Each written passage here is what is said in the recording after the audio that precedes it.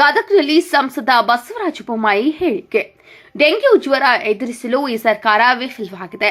ರಾಜ್ಯ ಸರ್ಕಾರದ ವಿರುದ್ಧ ಬೊಮ್ಮಾಯಿ ವಾಗ್ದಾಳಿ ನಡೆಸಿದ್ದು, ಡೆಂಗ್ಯೂ ಜ್ವರ 1 ತಿಂಗಳಿನಿಂದ ಪ್ರಾರಂಭವಾಗಿದೆ. ಆರೋಗ್ಯ ಇಲಾಖೆ ಡಾಕ್ಟರ್ಗಳು ಡಿಎಚ್ಒ ಮುಂಜಾಗ್ರತೆ ಕ್ರಮವನ್ನು ತೆಗೆದುಕೊಳ್ಳಬೇಕಿತ್ತು. ಯಾವುದೇ ಮುಂಜಾಗ್ರತೆ ಕ್ರಮ ತೆಗೆದುಕೊಂಡಿಲ್ಲ. ಹೊಸದಾಗಿ ಮಳೆ ಬಂದಾಗ ಮಳೆ ಬಂದಂತಹ ನೀರಿನಿಂದ ಬರುತ್ತೆ. ಜಾಗೃತಿ ಮೂಡಿಸುವಂತಹ ಔಷಧಿ ಸಿಂಪಡಿಸುವಂತಹ ವ್ಯಾಪಕ ಅಭಿಯಾನ ಮಾಡಬೇಕಿತ್ತು.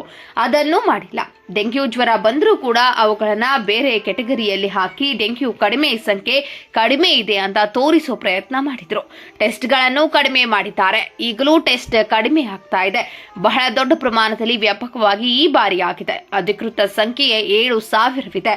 ಸತ್ಯ ಹೇಳಬೇಕೆಂದ್ರೆ ಅದರ 2 ಪಟ್ಟು ಡೆಂಗ್ಯೂನಿಂದ ಬಳಲುತ್ತಿರೋ ಪೇಷಂಟ್ಸ್ ಜಾಸ್ತಿ ಇದ್ದಾರೆ. ಪ್ರೈವೇಟ್ ಅಲ್ಲಿ ಬಹಳ ಜನ ಇದ್ದಾರೆ.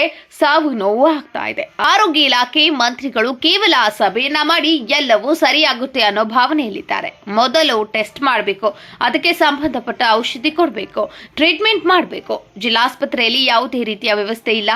ತಾಲೂಕು ಆಸ್ಪತ್ರೆಯಲ್ಲಿ ಕೇಳುವರಿಲ್ಲ. ಡೆಂಗ್ಯೂ ಜ್ವರ ಎದುರಿಸಲು ಈ ಸರ್ಕಾರ ವಿಫಲವಾಗಿದೆ. ಸಾರ್ವಜನಿಕರು, ಬಡವರು ಇದರಿಂದ ಬಹಳಷ್ಟು ಸಾವು ನೋವುಗಳಾಗಿವೆ. ಇದು ಅತ್ಯಂತ ಚಿಂತಾಜನಕವಾಗಿರೋ ಪರಿಸ್ಥಿತಿ. ಕೂಡಲೇ ವಾರ ಪುಟ್ಟಿಂಗ್ ಅಲ್ಲಿ ಪ್ರತಿಯೊಂದು ಜಿಲ್ಲೆಯಲ್ಲಿ ಟಾಸ್ಕ್ ಫೋರ್ಸ್ ಮಾಡಿ ಡೆಂಗ್ಯೂ ಜ್ವರಕ್ಕೆ ಕ್ರಮವನ್ನು ತೆಗೆದುಕೊಳ್ಬೇಕು. ಬಹಳ ದೊಡ್ಡ ಪ್ರಮಾಣದಲ್ಲಿ ಹಬ್ಬಿದ್ರೆ ಮುಂದೆ ಅದು ಬೇರೆ ಬೇರೆ ರೋಗಕ್ಕೂ ಕನ್ವರ್ಟ್ ಆಗುತ್ತೆ. ಚಿಕನ್ ಗುನ್ಯಾ ಆ ಥರ ಆಗ್ಬಿಟ್ರೆ ಬಹಳಷ್ಟು ಜನರಿಗೆ ತೊಂದರೆ ಆಗುತ್ತೆ.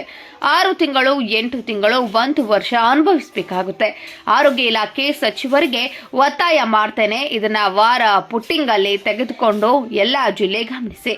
ಅಧಿಕಾರಿಗಳಿಗೆ ಸೂಚನೆ ಕೊಡಿ. ಟೆಸ್ಟಿಂಗ್, ಚುಚ್ಚುಮದ್ದು ದೊಡ್ಡ ಪ್ರಮಾಣದಲ್ಲೂ ಮಾಡಿ ಎಮರ್ಜೆನ್ಸಿ ಅಂತ ತಿಳಿದು ಸಪ್ಲೈ ಮಾಡಿ ಕೆಲಸ ಮಾಡಬೇಕು.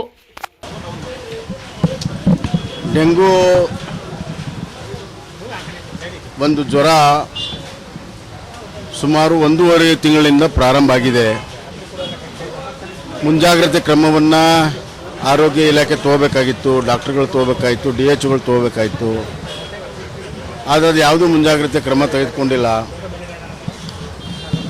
ಆಮೇಲೆ ಈ ಹೊಸದಾಗಿ ಮಳೆ ಬಂದಾಗ ಹೊಸ ಮಳೆ ನೀರಿನಿಂದ ಬರುವಂಥದ್ದಿದು.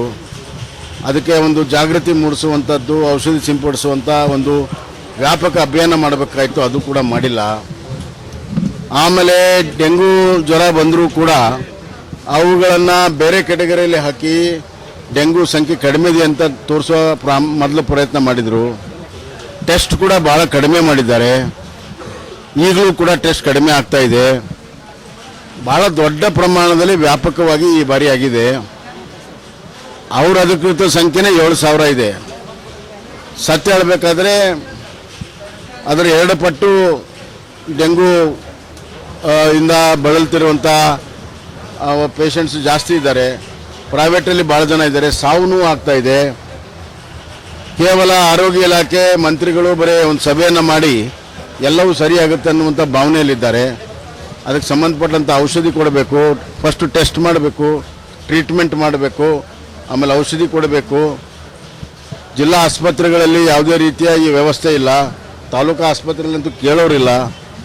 ಒಟ್ಟಾರೆ ಡೆಂಗು ಫೀವರನ್ನು ಎದುರಿಸಲು ಈ ಸರ್ಕಾರ ವಿಫಲವಾಗಿದೆ. ಸಾರ್ವಜನಿಕರು, ಬಡವರು ಇದರಿಂದ ಭಾಳಷ್ಟು ಸಾವು ನೋವುಗಳಾಗಿದೆ.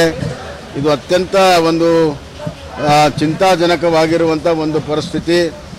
ಕೂಡಲೇ ವಾರ್ ಫುಟಿಂಗಲ್ಲಿ ಪ್ರತಿ ಒಂದು ಜಿಲ್ಲೆಯಲ್ಲಿ ಒಂದು ಟಾಸ್ಕ್ ಫೋರ್ಸ್ ಮಾಡಿ ಈ ಡೆಂಗು ಫೀವರ್ಗೆ ಕೂಡಲೇ ಕ್ರಮವನ್ನು ತೆಗೆದುಕೋಬೇಕು. ಇಲ್ಲದಿದ್ದರೆ ಭಾಳ ದೊಡ್ಡ ಪ್ರಮಾಣದಲ್ಲಿ ಹಬ್ಬಿದರೆ ಮುಂದೆ ಅದು ಬೇರೆ ಬೇರೆ ರೋಗಕ್ಕೂ ಕೂಡ ಕನ್ವರ್ಟ್ ಆಗ್ತದೆ. ಡೆಂಗು ಫೀವರ್ ನಂತರ ಚಿಕನ್ ಗುನ್ಯಾ ಈ ಥರ ರೋಗ ಕನ್ವರ್ಟ್ ಆಗಿಬಿಟ್ರೆ ಭಾಳಷ್ಟು ಜನರಿಗೆ ತೊಂದರೆ ಆಗ್ತದೆ. 6 ತಿಂಗಳು, 8 ತಿಂಗಳು, 1 ವರ್ಷ ಅದು ಅನುಭವಿಸ್ಬೇಕಾಗ್ತದೆ. ಆದ್ದರಿಂದ ನಾನು ಆರೋಗ್ಯ ಇಲಾಖೆ ಸಚಿವರಿಗೆ ಅತ್ಯಂತ ಒತ್ತಾಯ ಮಾಡ್ತೇನೆ. ಇದನ್ನು ವಾರ್ ಫುಟಿಂಗಲ್ಲಿ ತೆಗೆದುಕೊಂಡು ಎಲ್ಲ ಜಿಲ್ಲೆಯಲ್ಲಿ ಏನೇನು ನಡೀತಾ ಇದೆ ಅದನ್ನು ಗಮನಿಸಿ ಅಧಿಕಾರಿಗಳಿಗೆ ಸೂಚನೆಯನ್ನು ಕೊಟ್ಟು, ಡಾಕ್ಟರ್ಗಳಿಗೆ ಸೂಚನೆಯನ್ನು ಕೊಟ್ಟು, ಔಷಧಿಯನ್ನು, ಟೆಸ್ಟಿಂಗನ್ನು ಮತ್ತು ಚುಚ್ಚುಮದ್ದುಗಳನ್ನು ದೊಡ್ಡ ಪ್ರಮಾಣದಲ್ಲಿ ಸಪ್ಲೈ ಮಾಡೋದಕ್ಕೆ ಎಮರ್ಜೆನ್ಸಿ ಅಂತ ತಿಳ್ಕೊಂಡು ಕೆಲಸವನ್ನು ಮಾಡಬೇಕು.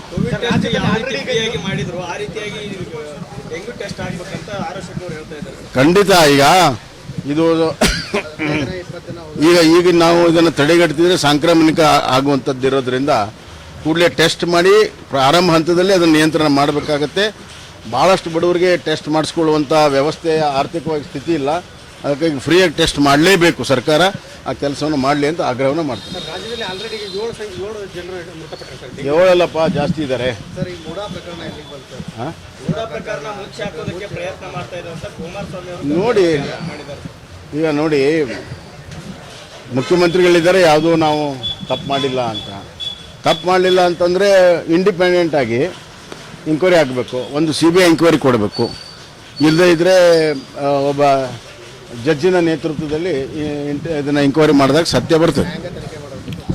ಸರ್ಕಾರ ಏನೂ ಆಗಿಲ್ಲ, ಯಾವುದೋ ಕೊಟ್ಟಿದ್ರು ಇದರಲ್ಲಿ ಹಂಗಲ್ಲ, ಇದು ನೋಡಿ ಸ್ಕೀಮ್ಗಳಿರ್ತವೆ, ಸ್ಕೀಮ್ಗಳಲ್ಲಿ ದುರುಪಯೋಗ ಮಾಡಿಕೊಂಡಿರುವಂಥ ಅಂಶ ಇದು ಹಲವಾರು ಸ್ಕೀಮ್ಗಳನ್ನು ನಾವು ಬೇರೆ ಬೇರೆ ಸಂದರ್ಭದಲ್ಲಿ ಜಮೀನನ್ನು ಪಡ್ಕೊಳ್ಳೋದಕ್ಕೆ ಬೇರೆ ಬೇರೆ ಸ್ಕೀಮ್ಗಳು ಬೇರೆ ಬೇರೆ ಸರ್ಕಾರದಲ್ಲಿ ಇರ್ತವೆ.